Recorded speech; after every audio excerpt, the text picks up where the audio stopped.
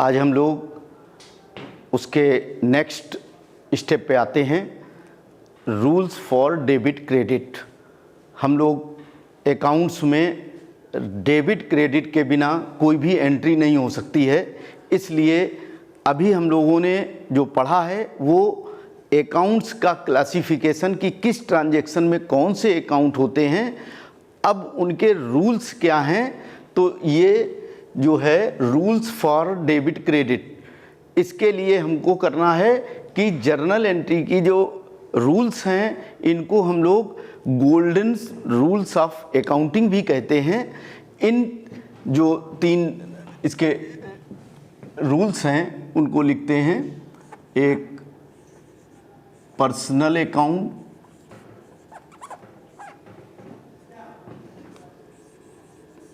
Debit the receiver,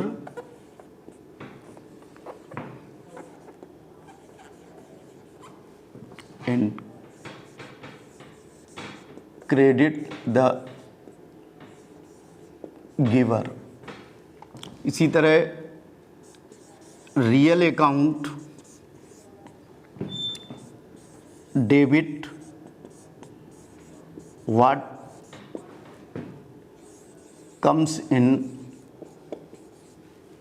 and credit what goes out।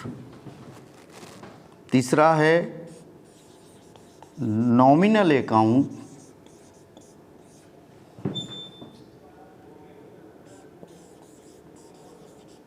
Debit all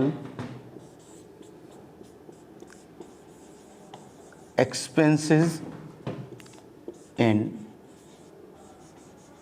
losses and credit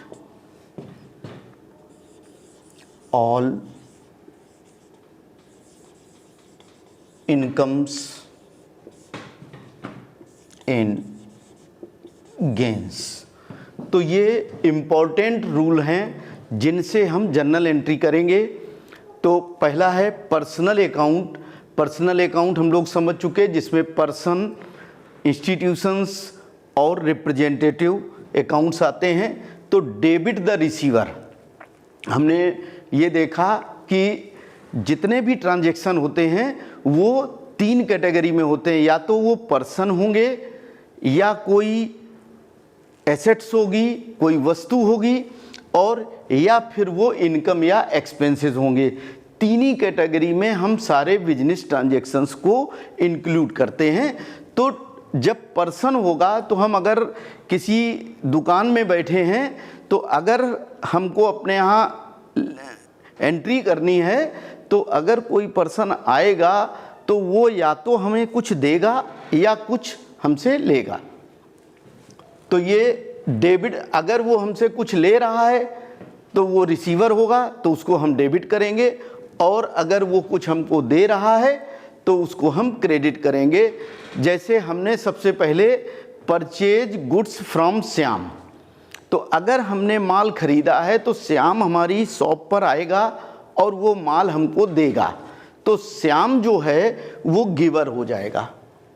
और अगर हम किसी को माल बेचते हैं, गुड्स सोल्ड टू सुभाष, तो सुभाष जब हमारी शॉप पर आएगा तो हम उसको माल देंगे, और तो सुभाष जो है वो रिसीवर हो जाएगा। तो अगर कोई पर्सन, हमको ये देखना है प्रैक्टिकली कि वो रिसीव कर रहा है या वो हमको दे रहा है। तो इस तरह पर्सनल अकाउंट में debit the receiver, credit the giver, ये हमको ध्यान में रखना है। इसी तरह रियल अकाउंट में debit what comes in and credit what goes out. तो हमने क्या देखा कि जो इसके अंदर एसेट्स आती हैं, एसेट्स हम फिजिकली भी देख सकते हैं और इंटेंजेबल भी होती हैं, लेकिन हमें क्या देखना है कि वो एसेट्स हमारे पास आ रही है या जा रही है। हमने मशीनरी को परचेज किया तो मशीनरी हमारी शॉप पर बाहर से आएगी, तो अगर वो चीज़ आती है तो वो कम्स इन, यानी मशीनरी अकाउंट को हम डेबिट करेंगे। और अगर कोई चीज़ हमारे यहाँ से जाती है, वही मशीनरी हमारे यहाँ पुरानी हो गई और अब हम उसको निकालना चाहते हैं, तो जब वो बिकेगी तो वो गोज आउट हो जाएगी। तो ये हमारा रियल अकाउंट में debit what comes in and credit what goes out, इसको हम लोग बड़ी आसानी से समझ सकते हैं। इसी तरह नॉमिनल अकाउंट है, तो जो इन दोनों कैटेगरी में नहीं आएगा, तो ये नॉमिनल अकाउंट में debit all expenses and losses. हम लोगों ने एक्सपेंसेस क्या होते हैं कि जो हम अपने बिजनेस को रन करने में खर्च करते हैं, जिनसे हम सर्विसेज लेते हैं, उनको हम जो पेमेंट करते हैं, तो वो सब एक्सपेंसेस होती हैं। तो एक्सपेंसेस और लॉसेस, इस बात को बहुत ध्यान में रखने की ज़रूरत है कि एक्सपेंसेस वो होते हैं जिनसे हम सर्विसेज भी लेते हैं और सेटिस्फेक्शन हो जाता है। तो जैसे कि हमने किसी से माल मंगाया, तो ट्रांसपोर्टर्स ने हमारा माल दूसरी जगह से ला करके हमारे यहाँ दिया, तो हमें उससे सर्विसेज मिली और मैंने उसको भाड़ा दिया, तो ये एक्सपेंसेस होते हैं। और लॉसेस जो होते हैं वो ये होते हैं जिनसे हमको कुछ मिलता नहीं है, लेकिन जो वैल्यू हमारी पहले से है वो कम हो जाती है। लॉसेस जैसे हमारे दुकान में पहले से गुड्स रखा था और उसमें आग लग गई, तो आग लगने से जो गुड्स डिस्ट्रॉय हुआ तो पूरा नुकसान हो गया, इससे हमको मिला भी कुछ नहीं और हमारी वैल्यू कम हो जाती है। तो ये लॉस होता है। लॉस बाई फायर है, लॉस बाई एक्सीडेंट है, या दूसरी चीज़ होती है कि जब हम मार्केट में उसकी वैल्यू कम हो जाती है। हमने 100 रुपीज़ में कोई चीज़ खरीदी और बिना कुछ किए डिमांड कम होने से उसके रेट 90 रुपीज़ रह गए, तो 10 रुपये जो अपने आप कम हो गए वो हमारा लॉस हो गया। इसी तरह credit all incomes and gains, तो हम जो इनकम्स होती हैं, इनकम्स क्या होती हैं कि जैसे कि हम कोई काम कर रहे हैं, उसमें हम सर्विसेज प्रोवाइड कर रहे हैं। इसमें हम एग्जाम्पल ले सकते हैं कि ट्रांसपोर्टर जो है वो बिजनेसमैन को सर्विसेज प्रोवाइड करता है, तो उसके बदले जो उसको कैरिज मिलता है, भाड़ा मिलता है, वो इनकम कहलाती है। इनकम में क्या करना पड़ता है कि उसको सर्विसेज देनी पड़ती है। और गेंस क्या है? गेंस हमारा एक तरीके से प्रॉफिट है, और उस गेंस में हमको जो है अलग से काम नहीं करना पड़ता है और उसके बदले में अचानक रेट बढ़ जाता है। अभी हमने जैसे गुड्स का बताया था लॉस में, इसी तरह अगर हमने 100 रुपीज़ की कोई चीज़ ली और 120 में बेच दी, तो वो जो है वो गेंस 20 रुपीज़ हमारा प्रॉफिट हो जाएगा और उस प्रॉफिट को भी हम क्रेडिट करेंगे। अब हम डेबिट क्रेडिट के रूल्स को विद एग्जाम्पल देखेंगे। तो ये पहला एग्जाम्पल है, Ramesh started business with cash. तो जब रमेश कोई व्यापार शुरू करना चाहता है तो वो पहली बार एक जगह लेगा, तय करेगा कि हमको किस चीज़ का बिजनेस करना है। मान लीजिए वो फर्नीचर का बिजनेस करना चाहता है, कपड़े का बिजनेस करना चाहता है, तो जब फर्स्ट टाइम वो बिजनेस स्टार्ट करेगा तो उसके लिए पैसे की ज़रूरत पड़ेगी। तो वो रमेश जो है, जो बिजनेस जहाँ पर उसने शॉप खोली है वहाँ पर कुछ पैसा लाएगा। तो हम लोग रमेश का अपना नाम ना लिख करके हम लोग बिजनेस स्टार्ट करने के लिए जो इन्वेस्टमेंट करता है उसको हम कैपिटल अकाउंट कहते हैं। तो ये पहला capital account, capital account Ramesh के नाम की जगह पर है, इसलिए ये पर्सनल अकाउंट है। पर्सनल अकाउंट का रूल अभी पढ़ा, debit the receiver and credit the giver. तो हमें ये देखना है कि बिजनेस में रमेश पैसा लाता है तो रमेश क्या हुआ, वो रिसीवर है या गिवर है? तो वो रमेश यहाँ पर गिवर है, तो ये गिवर ये क्रेडिट होगा। दूसरा अकाउंट है कैश अकाउंट, तो इसको भी हम प्रैक्टिकली देखेंगे कि जो हमारी शॉप है, हमारा जो बिजनेस है, उसमें वो पैसा आ रहा है कि जा रहा है, क्योंकि ये रियल अकाउंट है। रियल अकाउंट का रूल है कि debit what comes in and credit goes out. तो यहाँ पर कैश आ रहा है तो ये कम्स इन, ये डेबिट हो जाएगा। मतलब अपने आप ये जो रूल्स हैं, इसमें एक जो एस्पेक्ट होगा वो डेबिट होगा और दूसरा क्रेडिट होगा, ये ऑटोमेटिक चलता है। दूसरा एग्जाम्पल लेते हैं, बारोड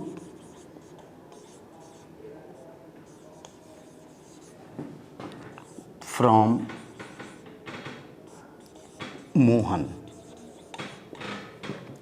अब उसने बिजनेस स्टार्ट किया, जितना पैसा उसके पास था उससे उसने शुरू किया, उसे और ज़रूरत थी तो वो मोहन उसका कोई फ्रेंड हो सकता है और उससे उसने कहा कि भाई हमको 2 लाख रुपए की ज़रूरत है, तो वो एज ए लोन ले रहा है।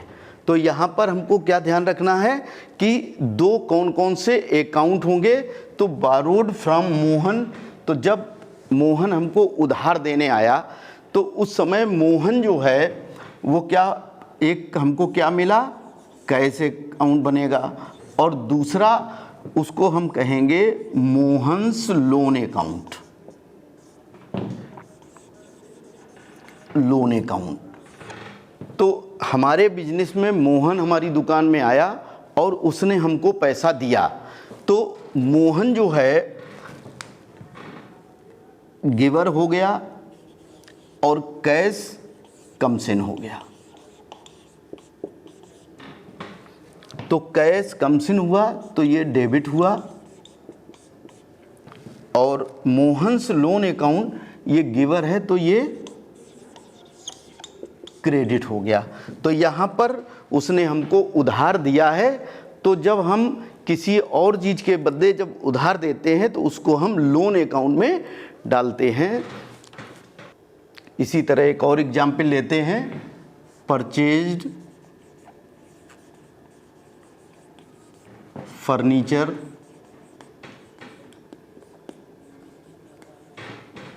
From Raj furniture mart.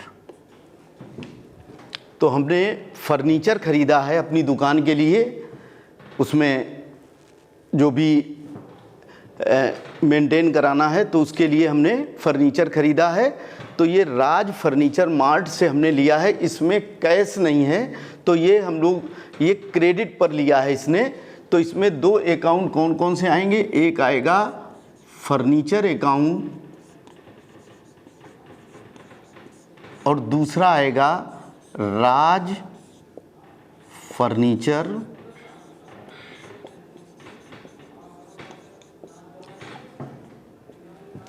तो फर्नीचर अकाउंट कौन सा अकाउंट है पहले हमको ये देखना है।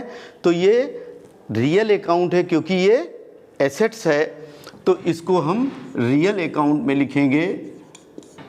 और रियल अकाउंट का रूल क्या होगा, debit what comes in and credit what goes out. तो फर्नीचर जब हम खरीद रहे हैं तो फर्नीचर मेरी दुकान में आ रहा है यानी कम्स इन,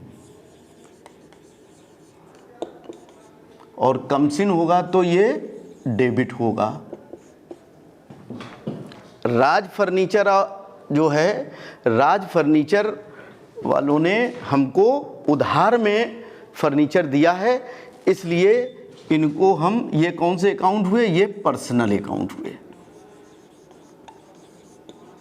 अब पर्सनल अकाउंट है तो या तो ये रिसीवर होंगे या फिर गिवर, तो यहाँ पर ये गिवर हैं तो ये क्रेडिट हो जाएंगे। इसी तरह से दूसरा एग्जाम्पल लेते हैं, मशीनरी सोल्ड फॉर कैश। हमने मशीनरी बेची है तो 2 अकाउंट होंगे, मशीनरी अकाउंट और दूसरा कैश अकाउंट। अब फिर इसमें वही चीज़ देखेंगे कि क्या हो रहा है। तो मशीनरी अकाउंट रियल अकाउंट है, तो जब हम रियल अकाउंट की बात करेंगे तो केवल रियल के ही रूल्स को देखेंगे। तो उसमें debit what comes in and credit goes out, तो ये कम्स इन है या गोज आउट है। तो मशीनरी जब हम बेच रहे हैं तो वो मशीनरी मेरी दुकान से बाहर जा रही है, मेरी फैक्ट्री से बाहर जा रही है, तो ये गोज आउट होगा। तो ये गोज आउट अपने आप क्रेडिट हो जाएगा। और कैश अकाउंट भी रियल अकाउंट है, ये भी या तो आता है या फिर जा रहा है। तो जब हम मशीनरी बेचेंगे तो स्वाभाविक रूप से वो हमको पैसा देगा, तो हमारे पास हमारी दुकान में वो पैसा आ जाएगा। तो ये डेबिट होगा। इसी तरह एक और अच्छा एग्जाम्पल लेते हैं, रेंट पेड टू लैंडलॉर्ड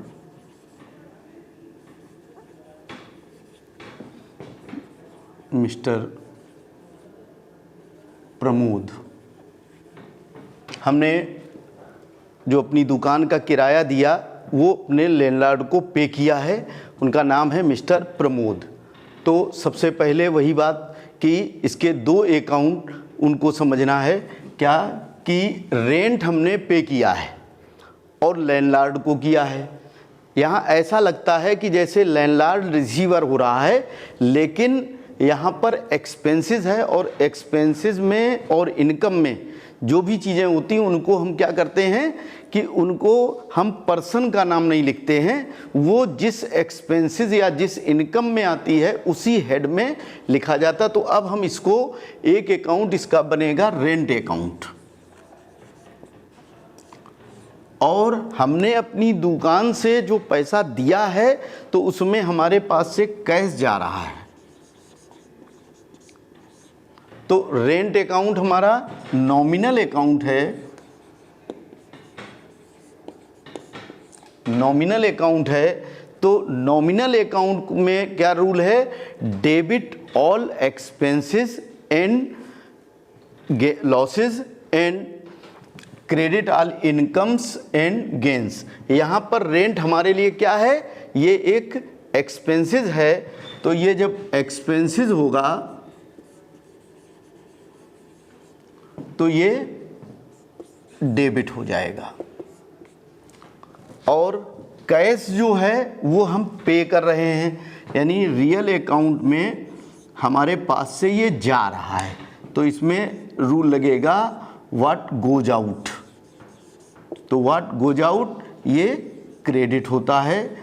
इसमें हमने एक चीज़ क्या समझी है कि ये जो नाम आया है लैंडलॉर्ड मिस्टर प्रमोद, इनका नाम इसमें नहीं आएगा, ये सावधानी रखनी है। इसी तरह अगर हम दूसरा देखें तो कमीशन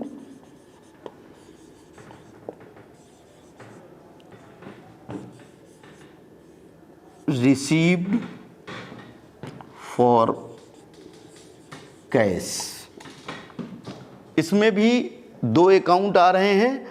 क्या हुआ एक्चुअल कि हमने किसी का काम किया था, किसी की सेल कराई थी, और एज ए ब्रोकर या एज ए एजेंट हमको कैश में कमीशन मिल रहा है। तो कमीशन हमारा किस उसमें आएगा हेड में, ये हमारी इनकम है। तो कमीशन अकाउंट ये हमारी इनकम है, तो ये नॉमिनल अकाउंट में आएगा। और इनकम क्यों है, क्योंकि हमने इसके बदले उनको सर्विसेज दी हैं, और जब इनकम होगी तो ये क्रेडिट होगा। अब इसमें जब हमको कमीशन मिला तो कमीशन जो है वो इनकम होने के कारण ये क्रेडिट हो गया, लेकिन कैश हमको मिल रहा है। तो कैश अकाउंट ये हमारा रियल अकाउंट है, तो ये हमारे पास या तो कैश आएगा या जाएगा। तो यहाँ पर कैश आ रहा है तो ये कम्स इन,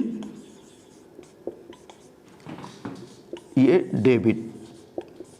तो हम लोगों ने क्या देखा कि उन रूल्स से कभी भी ओवरलैपिंग नहीं होगी।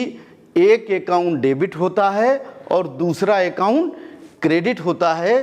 तो ये इस तरह से सारे अकाउंट्स को उन रूल्स से, इसीलिए इन जो जर्नल के रूल्स हैं उन रूल्स को जो है वो गोल्डन रूल्स, यानी उनसे बढ़िया कोई रूल्स अकाउंटिंग में नहीं है। तो इसलिए हमको ये 3 रूल्स जो है वो प्रैक्टिस भी करनी है और उनको लर्न करना है, और उनके बेस पर हम कोई भी एंट्री में डेबिट और क्रेडिट करते हैं।